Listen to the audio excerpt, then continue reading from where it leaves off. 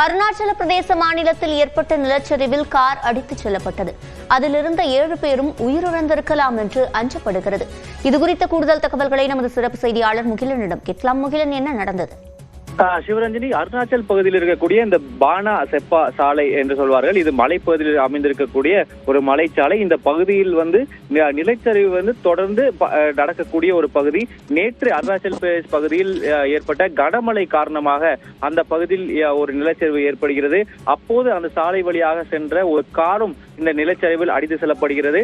அதில் 7 பேர் இருந்ததாக தற்போது தகவல் வெளியாகிருக்கிறது.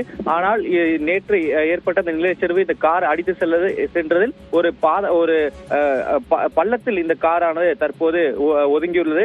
அதிலிருந்து 7 பேரும் உயிரிழந்திருக்கலாம் என்று தற்போது அஞ்சப்படுகிறது. அந்த காரை மீட்பதற்கான பணிகள் தற்போது தொடங்கி நடைபெற்று வந்தாலும் அங்கு கனமழை தொடர்ந்து பெய்வதால் அந்த மீட்பு பணிகள் தற்போது சற்று தாமதம் நடைபெறுவதாக தற்போது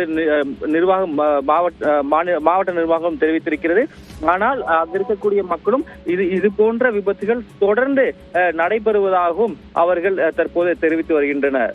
சிவரஞ்சனி, விவரங்களை வழங்கியமைக்கு நன்றி முகிலன்.